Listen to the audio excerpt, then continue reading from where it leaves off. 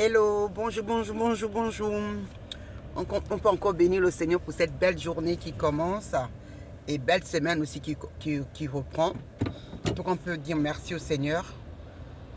J'espère que vous vous portez bien où vous vous trouvez, que vous puissiez commencer cette belle journée dans la présence de Dieu.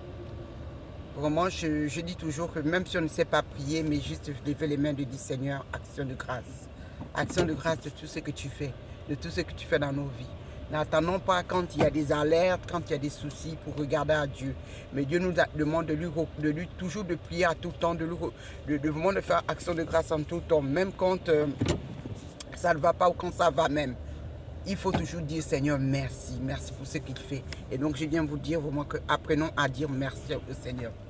Et puis aussi je bénis au Seigneur aussi, vraiment pour dire encore merci au Seigneur qu'il a pu servir encore de son serviteur pasteur Yves, si je ne me trompe pas. C'est le jumeau du pasteur Ivan.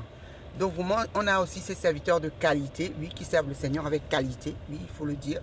Parce que Dieu utilise ce qu'il veut et qu'il veut vraiment se livrer à Dieu. Et c'est bien de voir ce genre de personnes, ce genre d'hommes qui se laissent utiliser totalement par Dieu. Ça, il faut, parce que la parole de Dieu dit qu'il recherche les adorateurs, qu'il adore en esprit et en vérité. Et c'est ce que Dieu recherche. Il recherche vraiment qu'on l'adore en esprit et en vérité. Qu'il n'y ait pas de vice-versa, non, mais qu'on se livre totalement à Dieu. Et quand on se livre vraiment totalement à Dieu, on voit des miracles, on voit les prodiges, on ressent la présence de Dieu.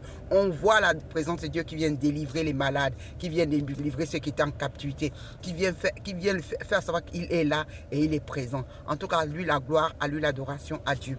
Merci encore Seigneur Jésus qui intercède auprès du Père pour nous, lui le médiateur par excellence. Et merci au Saint-Esprit qui est au milieu de nous, qui nous amène vraiment à marcher selon Dieu. En tout cas, moi, je fais que action de grâce, action de grâce vraiment encore pour tout ce que Dieu fait. Les mots me manquent, les mots me manquent, le vocabulaire me manque, mais je peux dire que même tous les mots du dictionnaire, comme disait la sœur Nadège Bouma, tous les mots du dictionnaire ne pourront pas suffire des qualificatifs de dire combien de fois Dieu est bon et merveilleux. À lui soit la gloire, à lui soit l'adoration. Et il y a ce chant m'est resté, effectivement, en parlant de Nadège Bouma, la chante, la servante de l'Éternel, c'est ce chant qui dit il règne. Mon Dieu est assis sur le trône, assis sur le trône. Il règne à jamais. Papa est assis sur le trône, assis sur le trône. Il règne à jamais. Papa est assis sur le trône, assis sur le trône. Il règne à jamais. Papa Yahweh est assis sur son trône. Et j'ai bien aimé la partie où elle dit, il n'est pas assis sur son trône parce qu'il est fatigué. Non, non, non. Il est assis sur son trône parce qu'il est en train de signer des décrets à ta faveur. Il est assis sur son trône parce qu'il est en train de donner des ordres aux anges pour qu'ils te portent, afin que ton pied ne chancelle pas. Il est sur son trône pour prendre des décisions à ta faveur. Il est sur le trône pour ouvrir des opportunités dans cette semaine pour toi et surtout dans ta vie. Il est sur son trône pour pouvoir encore déverser ses bontés sur nos vies. Il est sur son trône pour pouvoir prendre les décisions qu'il faut pour son peuple. Alors à lui soit la gloire, à lui soit l'adoration. Il est véritablement assis sur son trône. Dieu est assis sur son trône. Personne ne peut le défaire. Personne ne saura. C'est Dieu et il reste Dieu. À lui soit la gloire, à lui l'adoration.